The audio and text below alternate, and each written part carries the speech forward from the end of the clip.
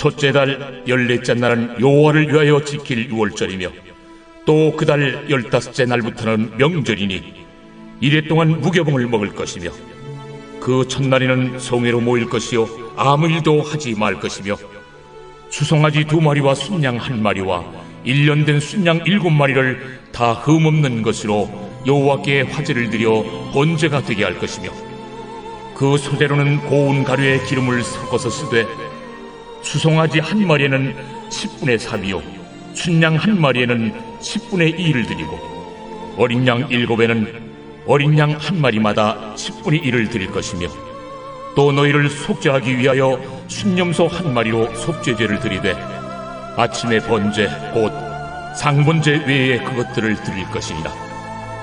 너희는 이 순서대로 이래 동안 매일 여호와께 향기로운 화제의 음식을 드리되 상번제와 그 전제 외에 드릴 것이며 7째 날에는 성회로 모일 것이요 아무 일도 하지 말 것이니라. 7.7절 처음 익은 열매를 드리는 날에 너희가 여호와께 새 소제를 드릴 때에도 성회로 모일 것이요 아무 일도 하지 말 것이며 수송아지 2마리와 순양 1마리와 1년 된 순양 7마리로 여호와께 향기로운 번제를 드릴 것이며 그 소재로는 고운 가루에 기름을 섞어서 쓰되 수송아지 1마리마다 10분의 3이요 순양 1마리는 10분의 2요 어린 양 7마리는 어린 양 1마리마다 10분의 1을 드릴 것이며 또 너희를 속죄하기 위하여 순염소 1마리를 드리되 너희는 다 흠없는 것으로 상번제와 그 소제와 전제 외에 그것들을 드릴 것이니라. 안녕하십니까. 8월 7일 말씀 묵상 시작하겠습니다. 민수기 28장 16절부터 31절까지 말씀 읽었는데요. 6월절과 무교절 그리고 77절의 제사 이야기가 나와 있는 본문이었습니다. 민수기 28장과 29장에는 가나안 땅에 들어가서 어떤 제사를 드려야 될 것인가에 대한 이야기가 계속해서 진행되고 있습니다. 특별히 레위기 23장에 이미 절기의 시기와 그 의미에 대해서 다 다뤘거든요. 그럼에도 불구하고 또 민수기에서 28장, 29장 상당히 긴 본문을 할애해가지고 또다시 반복해서 다루고 있는데요. 레위기 본문과의 차이는 레위기 본문은 그 절기의 시기와 그 의미 그런 것에 대해서 다루고 있다면 민수기에서는 그 절기마다 제사를 어떻게 드려야 되는가 레위기에서는 번제와 속죄제를 드리라고만 되어 있는데 민수기에서는 몇 마리로 얼마나 드려야 되는가 이런 것에 대한 좀 구체적인 내용을 다루고 있습니다. 16절부터 25절까지는 유월절과 무교절에 대한 이야기가 기록되어 있습니다. 유월절이 이제 14째 날, 첫째 달 14째 날이죠. 이제 1월 14일이 유월절이고 그 다음 날 1월 15일부터 21일까지 그게 다 무교절인데요. 유월절은 종교력으로 1월 14일입니다. 현재 이스라엘에서는요. 성경이 말하고 있는 종교력으로 따지면 7월을 신년으로 보고 있습니다. 성경이 말하고 있는 1월이 현대 이스라엘에서는 7월이고 성경이 말하고 있는 7월은 현대 이스라엘에서는 1월이 되는 좀 6개월이 바뀌어 있는 상황인데요. 우리가 지금 성경을 보고 있으니까 성경의 월수 따르도록 하겠습니다. 종교력 1월 14일이 6월절이고 그 다음 날 15일부터 21일까지 7일 동안을 무교절로 지키는데 무교절 7일 동안 매일 초하룻날과 같은 제사를 드립니다. 초하룻날은 숫송아지 2마리, 수양 1마리, 어린 수양 7마리 그렇게 번제 드리고 수염소 1마리로 속죄제를 드리지 않습니까? 그리고 그 각각에 걸맞는 소제와 전제가 부과되는데요. 이런 초하룻날이 7일 동안 계속 진행된다고 보면 됩니다. 굉장히 큰 제사를 드리게 되는 거죠. 그리고 26절부터 31절 내용에는 77절 그러니까 오순절 이야기가 나오는데요. 77절도 마찬가지입니다. 77절도 마찬가지로 초하룻날과 같은 규모의 제사가 드려지고 있습니다. 규모는 똑같아요. 다만 77절은 언제나 안식일 다음 날이거든요. 그러니까 안식일에는 안식일 제사가 따로 있지 않습니까? 그 안식일 제사 따로 상번제야 당연히 있는 거고 그 다음에 안식일 제사 드려지고 그 다음 날엔 또 초하루에 해당되는 분량의 제사가 드려지고 있다 하는 것을 보여주고 있습니다. 조금 지엽적인 묵상이긴 한데 이 내용은 한번 기억했으면 좋겠습니다.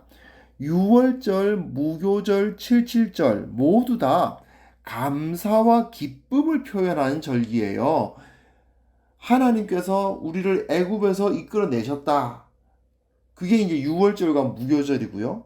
하나님께서 우리를 이 가나안 땅으로 인도하여서 이 땅의 곡식들을 먹게 하셨다. 그게 77절이거든요. 그런데도 불구하고 속죄제의 염소가 빠지지 않습니다. 모두 하나님께서 우리를 구원하셨다. 하나님께서 우리로 하여금 이 가나안 땅의 풍성함을 누리게 하셨다. 그런 것을 즐거워하는 절기임에도 불구하고 속죄제가 빠지지 않는다는 사실은 굉장히 우리들에게 중요합니다. 내일부터 다룰 29장에 있는 우기절기에서도 마찬가지예요. 속죄제가 빠지질 않습니다. 큰 규모의 번제가 드려질 때마다 속죄제가 드려진다는 것은 하나님께 기쁨과 감사를 표현할 때마다 우리에게 있을 죄의 위험을 잊지 않는다는 것을 의미한다고 볼 수 있습니다. 좀 지엽적이긴 한데 왜 여기에 대해서 좀 관심을 가져야 된다고 생각하느냐 하면요. 현대 교회가 절기를 지킬 때마다 이런 문제가 있기 때문입니다. 부활절 뭐가 생각나십니까? 주님의 부활이 생각나지 않고 달걀이 생각나는 분들이 계시다면 말이죠. 부활절 달걀 먹는 날이라고 생각한단 말이죠. 성탄절 어떻습니까? 주님의 성육신을 기억하기보다는 흥청망청 노는 걸 생각해요. 그래도 우리나라는 좀 나아요. 사순절 지키는 그 남미 교회 같은 데 보면은 사순절 지키는데 그 사순절 들어가기 바로 그 전에 카니발 이런 걸 지키면서 그야말로 이건 도대체 이게 뭔가 싶은 그러한 곳도 있고요. 추수감사절 지킨답시고 그냥 부어라 마셔라 하는 그런 걸 기뻐하는 교회도 없지 않습니다. 이렇게 절기들을 지키는 모습들 보면서 하나님에 대한 경건함이 사라지고 우리의 죄악을 용서하신 주님께 감사를 드리는 모습은 사라지고 그냥 부어라 마셔라 계란 나누고 서로 이제 카드 보내고 선물 보내고 하는 그런 것에만 모든 초점이 다 맞춰져서 세속화되어 버리는 그런 모습들을 보면서 참 우리가 하나님 앞에서 우리 자신을 바로 세우지 않으면 이 절기가 타락하는 것은 시간 문제구나 하는 것을 생각할 수밖에 없습니다. 정말 과연 우리는 이 절기들을 어떤 모습으로 지키고 있는지 한번 반성해 보았으면 좋겠습니다. 이 절기들이 어떻게 진행되었던가를 생각해 보고 큰 절기들을 맞이하면서 거기서 기뻐하고 즐거워할 때마다 하나님께서 우리를 사랑하시고 우리를 구원하시고 예수님께서 십자가를 지셔서 우리를 위해서 그 고통을 감내하셨다는 사실을 잊지 않는 우리 모두가 되었으면 합니다. 하나님 아버지, 교회의 여러 절기들이 있지만 그 절기들 가운데에서 우리 주님의 은혜를 잊지 않는 자들 만들어 주옵소서. 우리가 주님 앞에서 온전한 모습으로 서기를 원합니다. 그런데 감사를 표현한다고 하면서도 사랑을 표현한다고 하면서도 세속화되고 인간적인 쾌락을 추구하는 그런 어리석고도 가증스러운 모습으로 우리의 절기가 변질되고 있지 않은지 참으로 개탄스러운 마음으로 주님 앞에 회개할 수밖에 없음을 고백합니다. 주님 용서하시고 우리가 주님 앞에 온전한 모습으로 바로 서는 온전한 절기, 온전한 감사, 온전한 회개가 드려지는 그러한 시간들을 보낼 수 있도록 주님께서 역사하여 주옵소서. 예수님의 이름으로 기도합니다. 아멘.